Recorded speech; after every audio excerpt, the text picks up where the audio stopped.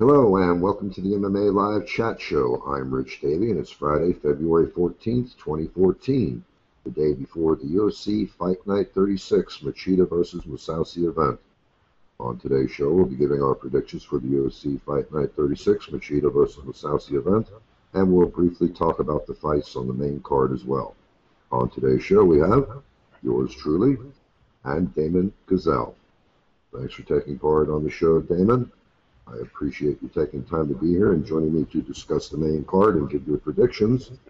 Go ahead and say hello to anybody that might be listening. Hello, everybody. Thanks for having me, Rich. Unfortunately, we have to redo the show, and there's not much time, so let's get this going, and hopefully we can get the prediction show up. Yeah, thanks for being here, buddy. And we'll just breeze through this really quick here, but let me just recap how we scored the fights and how we did in the last couple of shows.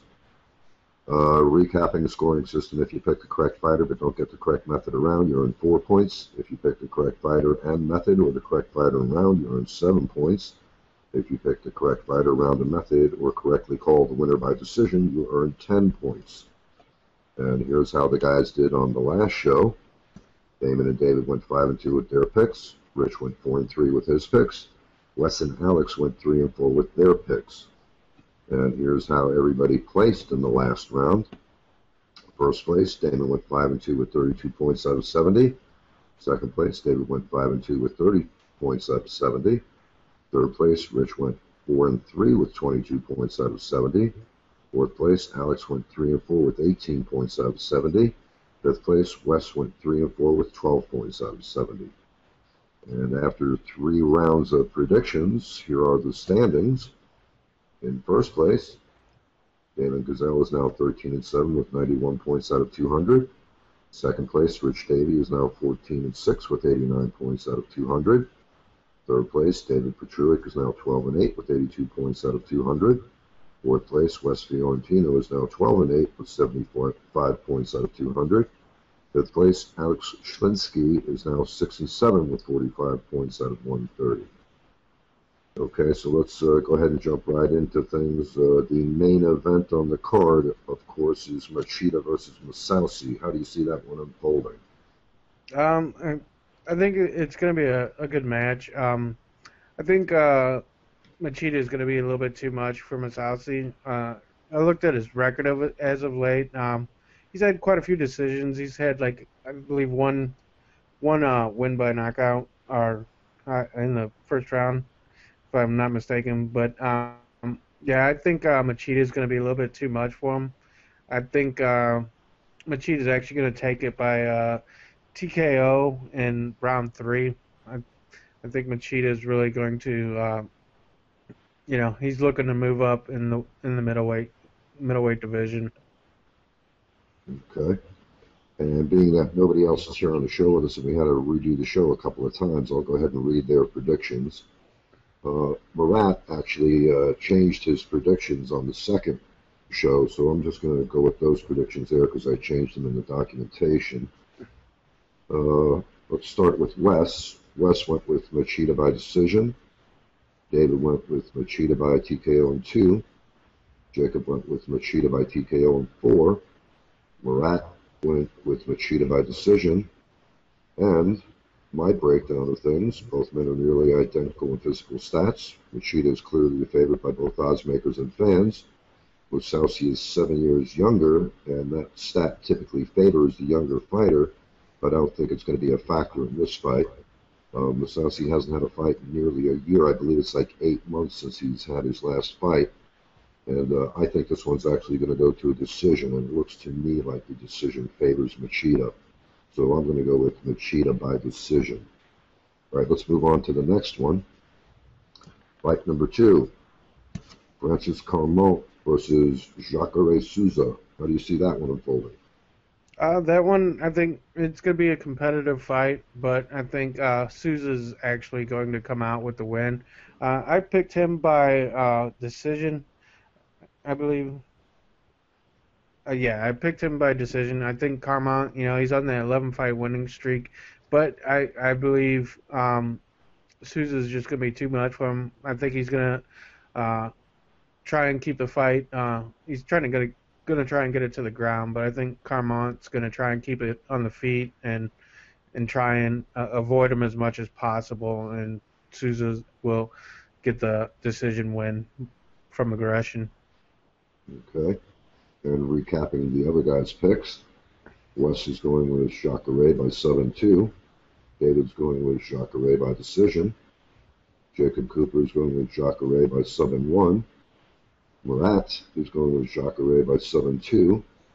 Alex Schlinsky is going with Jacare by 7-2.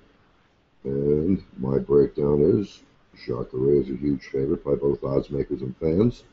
And looking at the physical stats, Carmont has an advantage in height and reach, but again, I don't believe that'll work out for him as an advantage in this fight. I think this one ends by submission, and I'm going with Jacare by 7-2. Okay, moving on to fight number 3.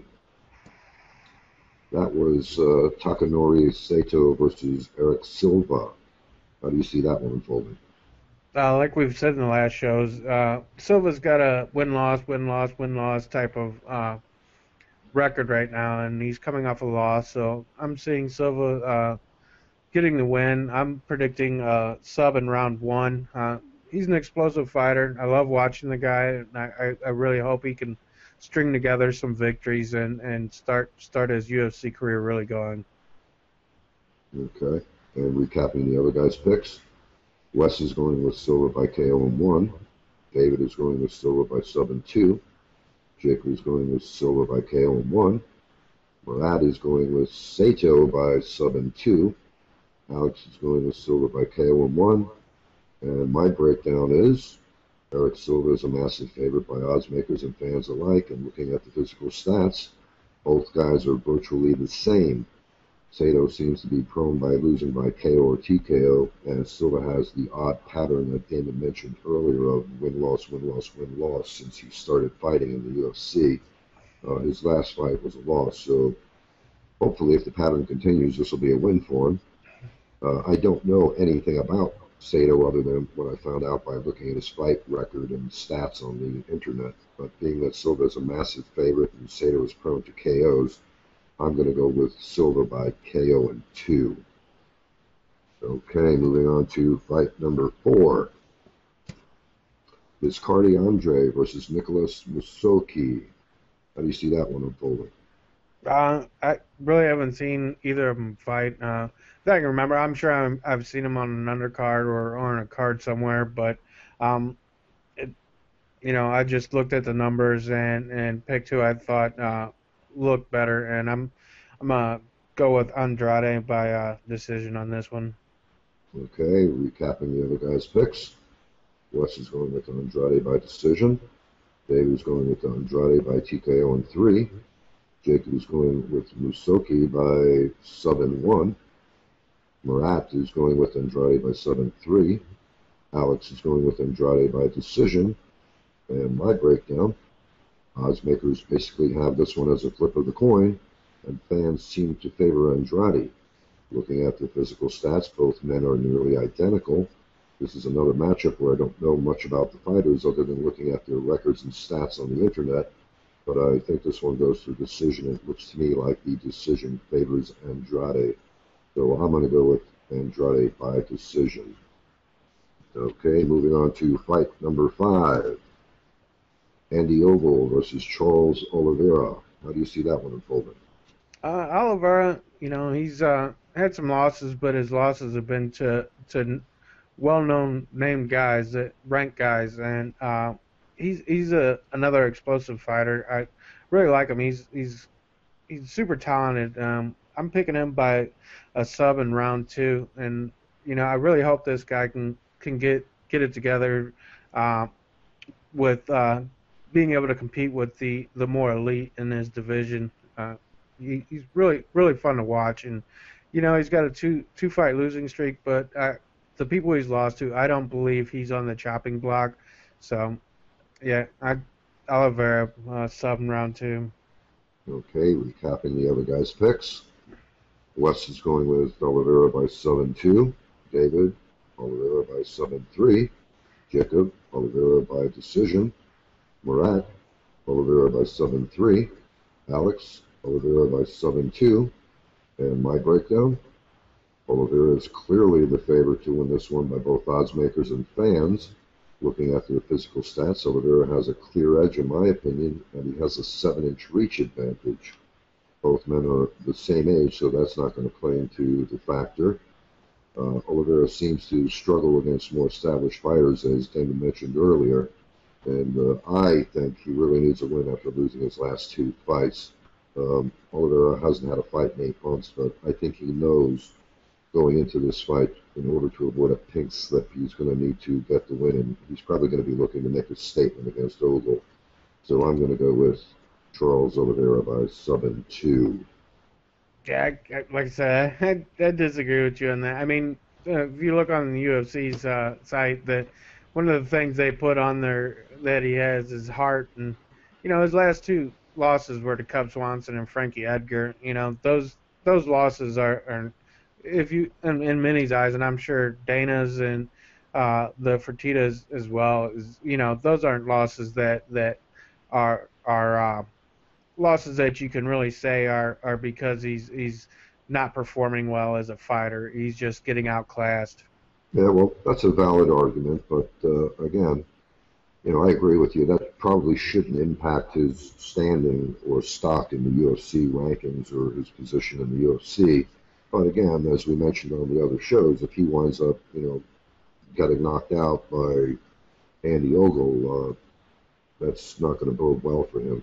Yeah, it won't, but he's an exciting fighter, and I think the UFC likes exciting fighters. Okay, let's keep this show short and sweet. Okay. Let's go ahead and do the final thoughts. Do you have any brief final thoughts before we close the show out? Not really. Something we didn't discuss on the other shows that I thought about last night was, since the Olympics are around, what are your thoughts on if MMA will get into the Olympics anytime soon? Yeah, I think it should get into the Olympics at some point in the future, but there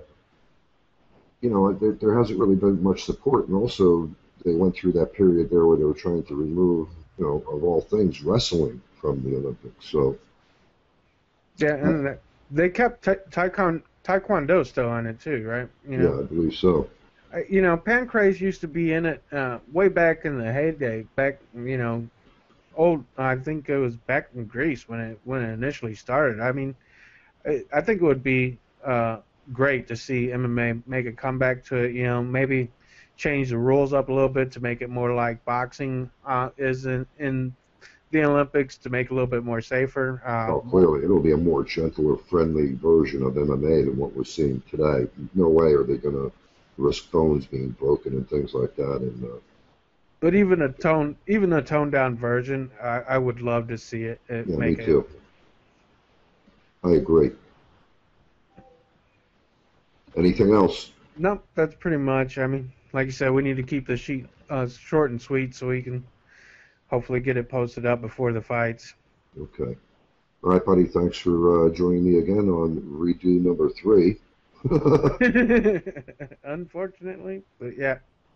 All right. I hope this one works. Again, I checked my video manager this morning and still nothing in there. And as I said, on the website when we were speaking about this, never have seen that happen before. So yeah. We redid both shows last night, and neither one of them have appeared yet, which is extremely odd because usually they're up on the video manager within 5 minutes after the show is done recording. So yeah, they fingers crossed, man. Yeah, hopefully, after this, miraculously, one of the other shows will pop up and we can actually air that one instead. Because yeah. I'd hate to leave the other guys out. Yeah, me too. I was feeling bad about the second show last night where we had to leave a couple guys out. So yeah, you never want that to happen, but there's always technical difficulties sometimes. Yeah. All right, buddy. Time to say goodbye. All right, goodbye, everybody. Enjoy the fights. All right, and we will do a post-event discussion show on Sunday. So. Hopefully we'll be able to get everybody to join us on that one, and everything will work smooth on that show.